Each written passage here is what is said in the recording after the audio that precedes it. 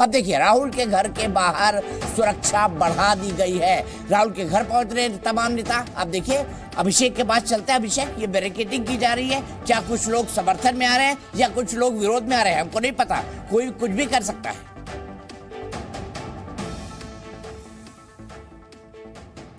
अभिषेक, मेरी आवाज सुन पाए आप?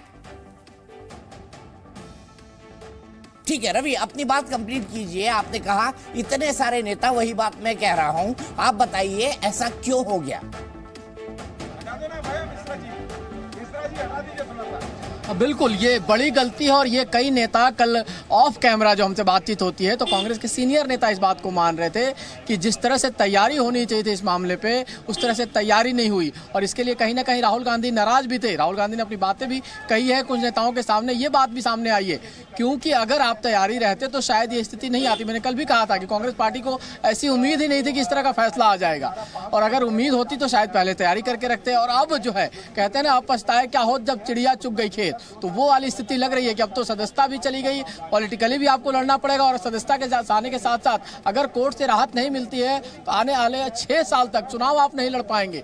राहुल गांधी उनके चुनाव लड़ने पर रोक लग जाएगा अगर 30 दिन के अंदर में कोर्ट राहत नहीं देता है। उच्च न्यायालय है चाहे सर्वोच्च न्यायालय, उससे अगर राहत नहीं मिलती है तो ऐसी आपकी सदस्यता जा सकती है। तो कितनी छोटी सी चीज थी जिसको आप संभाल कर रखते, अगर आप ध्यान देते समय पे तो इतना बड़ा नुकसान पार्टी को नहीं होता। लेकिन पार्टी उस नुकसान को देख रही है और उसके लिए अब आपको पॉलिटिकल बैटल भी लड़ना पड़ेगा और लीगल बैटल भी लड़ना पड़ेगा। हाँ, मतलब आपने कहा आप बैल मुझे मार, अगर ये कहा जाए तो गलत नहीं होगा। ये मेरा विश्लेषण है, ये रवि यही भी विश्लेषण कर रहे हैं। लेकिन अभी पहले अभिषेक के पास चलते हैं। अभिषेक, मुझे ये बताइए कि इस वक्त राहुल गांधी के घर सुरक्षा बढ़ाई जा रही है, क्या कोई प्रोटेस्ट होने वाला है समर्थन में या विरोध में? बताइए।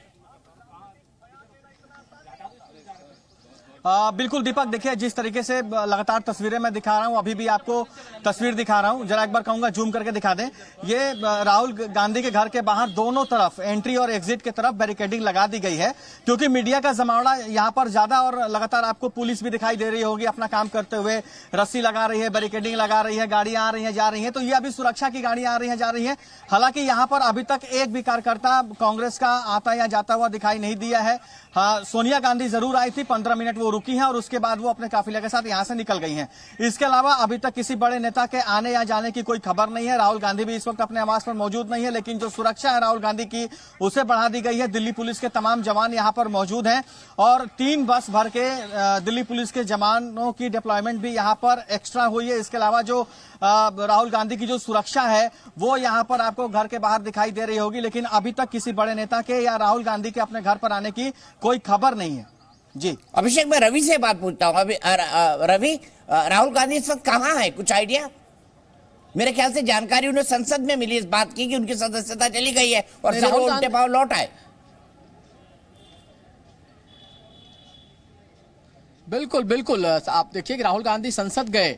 आश्चर्य ये बात का था कि उनको जानकारी इस बात की नहीं थी। वो संसद भी गए और लोकसभा के अंदर भी गए तो हमें जानकारी मिली है कि वहां गए हैं, मीटिंग की उन्होंने कांग्रेस के नेताओं के साथ। वो तस्वीरें आपने देखी होगी, वो वीडियो आया होगा।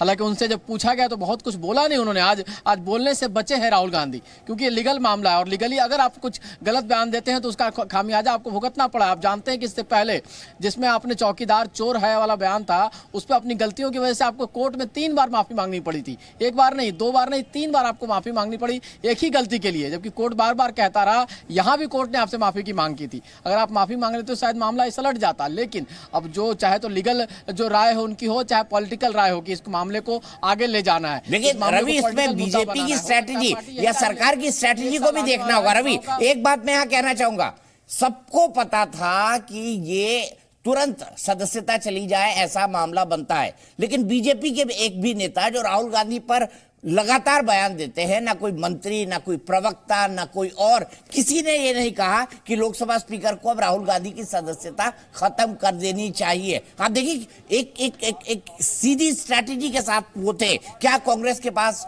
वो स्ट्रैटेजी तैयार करने की ताकत अब है इस अटैक के बाद, इस सेटबैक के बाद? और फिर अरविंद के पास चलेंगे। अरविंद सिंह मेरे बहुत ही लर्नेड सहयोगी हैं जो कोर्ट की छोटी छोटी बारीकियों को समझते हैं। रवि, इसका छोटा सा जवाब दीजिए, फिर अरविंद के पास हम चलेंगे।